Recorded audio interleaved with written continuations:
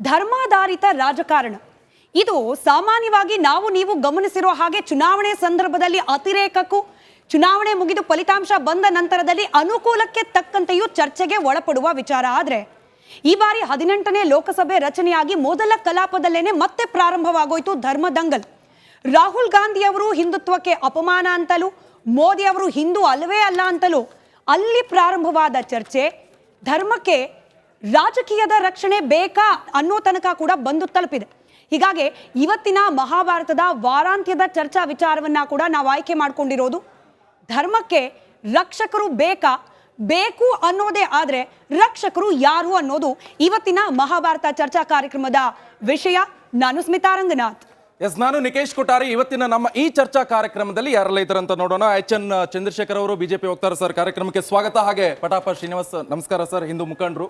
ಇನ್ನೊಂದು ಕಡೆಯಲ್ಲಿ ಅಬ್ದುಲ್ ರಜಾಕ್ ಅವರೇ ನಮಸ್ಕಾರ, ಮುಸ್ಲಿಂ ಚಿಂತಕರು. ರಘು ದೊಡ್ಡೇರಿ ಅವರು ಕಾಂಗ್ರೆಸ್ ವಕ್ತಾರರು, ನಮಸ್ಕಾರ. ಚರ್ಚಾ ಕಾರ್ಯಕ್ರಮ ಪ್ರಾರಂಭ ಮಾಡಲಿಕ್ಕೆ ಮುಂಚೆ ನಮ್ಮ ಜೊತೆಯಲ್ಲಿ ಎಂದಿನಂತೆ ವಾರಾಂತ್ಯದ ಡಿಬೇಟ್ ನಲ್ಲಿ ವೀಕ್ಷಕರು, ಲೈವ್ ಆಡಿಯನ್ಸ್ ಕೂಡ ಇದ್ದಾರೆ. ಎಲ್ಲರಿಗೂ ಕಾರ್ಯಕ್ರಮಕ್ಕೆ ಸ್ವಾಗತ. ಚರ್ಚೆಯನ್ನ ನಾವು 3 ವಿಭಾಗಗಳಾಗಿ ವಿಂಗಡಿಸಿಕೊಂಡಿದ್ದೀವಿ, ಚರ್ಚೆಗೆ ಅನುಕೂಲವಾಗಲಿ ಅನ್ನೋ ಕಾರಣಕ್ಕೆ. ಮೊದಲ ವಿಭಾಗದಲ್ಲಿ ಆರೋಪ ಪ್ರತ್ಯಾರೋಪಗಳು ಹೇಗೆ ಪ್ರಾರಂಭವಾಯಿತು ಚುನಾವಣೆ ಸಂದರ್ಭದಲ್ಲಿ, ಲೋಕಸಭಾ ಚುನಾವಣಾ ಪ್ರಚಾರದ ಸಂದರ್ಭದಲ್ಲಿ, ಅದಕ್ಕೆ ಸಂಬಂಧಪಟ್ಟಂತೆ ಒಂದಷ್ಟು ಅಂಶಗಳಿದೆ, ಗಮನಿಸ್ತಾ ಹೋಗೋಣ. ಹಾಗಾದ್ರೆ ಈಗ ರಕ್ಷಕರು ಯಾರು ಎನ್ನುವಂತ ಕ್ವಶನ್ ಮಾರ್ಕ್ ಎಲ್ರಿಗೂ ಕೂಡ ಇರುವಂತದ್ದು. ಈ ರಕ್ಷಕರು ಯಾರು? ಹಾಗಾದ್ರೆ ಮೋದಿ ಧರ್ಮ ಜಪವನ್ನ ಜಪಿಸ್ತಾ ಇದ್ದಾರಾ? ಬಹಳ ಪ್ರಮುಖವಾಗಿ ಈ ಲೋಕಸಭಾ ಎಲೆಕ್ಷನ್ ಸಂದರ್ಭದಲ್ಲಿ 421 ಬಾರಿ ಮಂದಿರ ಹಾಗೆ ಮಸೀದಿ ವಿಚಾರವನ್ನ ಪ್ರಸ್ತಾಪ ಮಾಡಿದ್ರು. ಇದು ಎಷ್ಟು ಮಟ್ಟಿಗೆ ವರ್ಕೌಟ್ ಆಯಿತು ಗೊತ್ತಿಲ್ಲ ಬಿಜೆಪಿ ಅವರಿಗೆ. ಹಾಗೆ ಇನ್ನೊಂದು ಕಡೆಯಲ್ಲಿ 200 ಸಲ ಧರ್ಮದ ವಿಚಾರವನ್ನ ಪ್ರಸ್ತಾಪ ಮಾಡಿದ್ದಾರೆ ನರೇಂದ್ರ ಮೋದಿ ಅವರು ಈ ಸಲ ಲೋಕಸಭಾ ಎಲೆಕ್ಷನ್ ಸಂದರ್ಭದಲ್ಲಿ. ಹಾಗೆ 224 ಬಾರಿ ಪಾಕಿಸ್ತಾನ ಮುಸ್ಲಿಂ ಪ್ರಸ್ತಾವನೆಯನ್ನ ಮಾಡಿದ್ದಾರೆ. ಇದು ನರೇಂದ್ರ ಮೋದಿ ಅವರು ಈ ಎಲೆಕ್ಷನ್ ಸಂದರ್ಭದಲ್ಲಿ ಪ್ರಸ್ತಾಪ ಮಾಡಿರುವಂತಹ ವಿಚಾರಗಳು.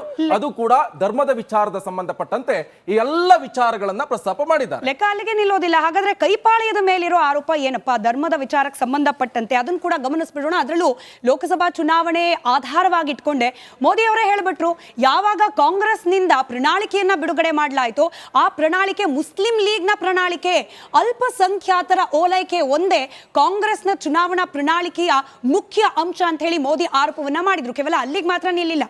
ನಾವು ಕಾಂಗ್ರೆಸ್ನ ಮನಸ್ಥಿತಿ ನಿಜಕ್ಕೂ ಕೂಡ ಬಿಜೆಪಿ ಅವರು ಆರೋಪ ಮಾಡ್ತಾ ಇರೋ ರೀತಿಯಲ್ಲೇ ಇದೆಯಾ?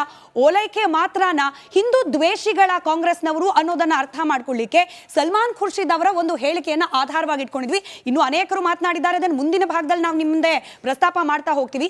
ಸಲ್ಮಾನ್ ಖುರ್ಷಿದ್ ಅವರ ಹೇಳಿಕೆ ಆಧಾರದ ಮೇಲೆ ನಾವು ನೋಡೋದಾದ್ರೆ UPA 1-2 ಸರ್ಕಾರ ಅಂದ್ರೆ ಕಾಂಗ್ರೆಸ್ ನೇತೃತ್ವದ ಮೊದಲ ಹಾಗೆ 2ನೇ ಅವಧಿಯ ಸರ್ಕಾರ ರಚನೆ ಆಗ್ಲಿಕ್ಕೆ ಮುಸ್ಲಿಂ ಓಟ್ಗಳೇ ಪ್ರಮುಖ ಪಾತ್ರವನ್ನ ನಿರ್ವಹಿಸಿತ್ತು. ಇದು ಸಲ್ಮಾನ್ ಖುರ್ಷಿದ್ ಮಾಜಿ ಕೇಂದ್ರ ಸಚಿವರ ಹೇಳಿಕೆ. ಕೇವಲ ಇಷ್ಟು ಮಾತ್ರ ಅಲ್ಲ, ಎಲ್ಲೆಲ್ಲಿ ಕಾಂಗ್ರೆಸ್ಗೆ ಮೈನಾರಿಟಿ ಅನ್ನೋ ಪದ ಬಳಕೆ ಆಗಿರುತ್ತೋ ಅದರ ಹಿಂದಿನ ಅಸಲಿ ಉದ್ದೇಶ ಮುಸ್ಲಿಂ. ಅಂದ್ರೆ ಮುಸ್ಲಿಂ ಅನ್ನೋದನ್ನ ನೇರವಾಗಿ ಹೇಳ್ದಲೆ ಮೈನಾರಿಟಿ ಅನ್ನೋ ಪದವನ್ನ ಪ್ರಯೋಗ ಮಾಡ್ತಾರೆ ಕಾಂಗ್ರೆಸ್ನವರು.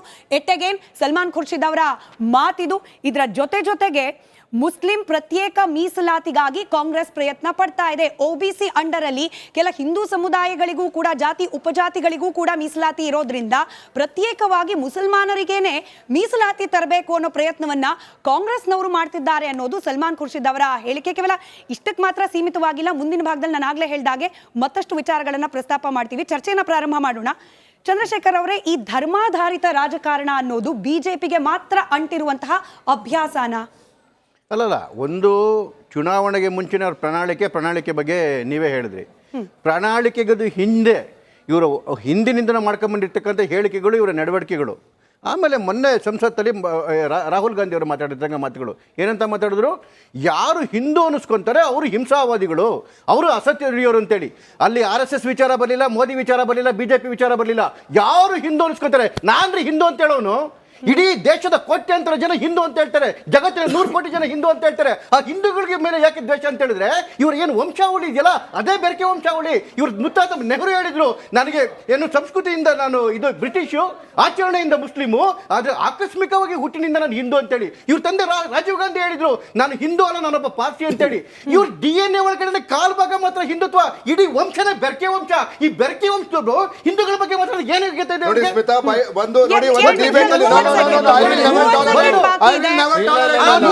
ನಿಮಗೆ ಪ್ರಶ್ನೆ ಹಾಗಾದ್ರೆ RSS ನವರು ಬಿಜೆಪಿ ಅವರು ಮೋದಿ ಹಿಂದೂ ಅಲ್ವಾ ಹೌದಾ ಅದನ್ನ ಸರ್ಟಿಫಿಕೇಟ್ ಕೊಡ್ಲಿಕ್ಕೆ ರಾಹುಲ್ ಗಾಂಧಿ ಯಾರು ಹಾಗಾದ್ರೆ? ಸೇವ್ ನೋಡಿ ಸ್ಮಿತಾ, ಒಂದು ವಿಚಾರವನ್ನು ಹೇಳ್ತೇನೆ. ಈಗ ನಮ್ಮ ಮಿತ್ರರು ಹೇಳ್ತಾರೆ 100 ಕೋಟಿ ಹಿಂದೂಗಳಿದ್ದಾರೆ ಅಂತ ಹೇಳಿ. ಎಸ್, 100 ಕೋಟಿ ಹಿಂದೂಗಳು ಎದೆ ತಟ್ಟಿ ಹೇಳ್ತಾರೆ ನಾವೆಲ್ಲ ಹಿಂದೂಗಳು ಅಂತ ಹೇಳಿ. ಆದರೆ ಅದರಲ್ಲಿರ್ತಕ್ಕಂಥವ್ರು ಕೆಲವರು ಬಿಜೆಪಿಯ ಮತ್ತೆ RSS ನ ಮನಸ್ಥಿತಿಯವರು ಈ ದೇಶದಲ್ಲಿದ್ದಾರೆ. ಈ ದೇಶದಲ್ಲಿ ದ್ವೇಷವನ್ನ ದ್ವೇಷ ಹಿಂಸೆಯನ್ನ ಕೊಡ್ತಕ್ಕಂಥ ಕೆಲವರು ಮಂದಿ ಹಿಂದೂಗಳು ಏನಿದ್ದಾರೆ ಬಿಜೆಪಿ ಐಡಿಯಾಲಜಿ ಬಿಜೆಪಿಯ ಮನಸ್ಥಿತಿಯ ಹಿಂದೂಗಳು ಯಾರಿದ್ದಾರೆ,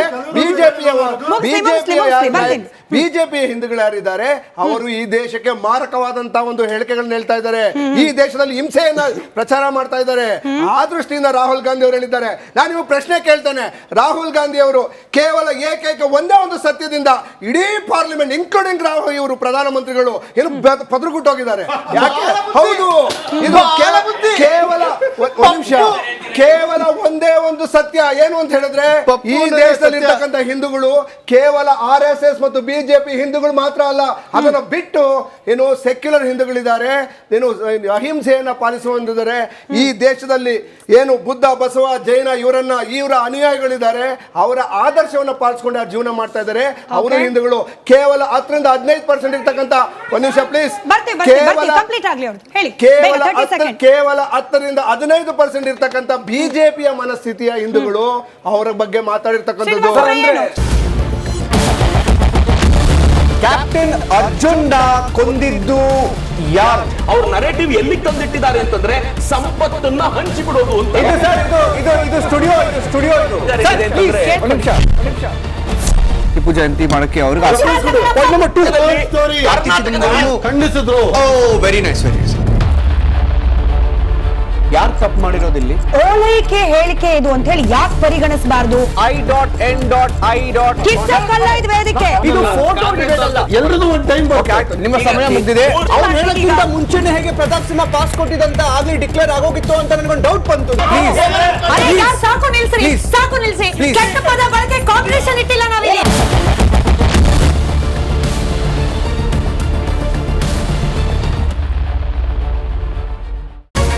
ರಿಪಬ್ಲಿಕ್ ವರ್ಡ್ ಆಪ್ ಇದು ಕೇವಲ ಅಪ್ಲಿಕೇಶನ್ ಅಲ್ಲ, ಸಮಗ್ರ ಸುದ್ದಿಗಳ ಸಂಪರ್ಕ ಮಾರ್ಗಕ್ಕೆ ಕ್ರಾಂತಿಕಾರಿ ಬದಲಾವಣೆ.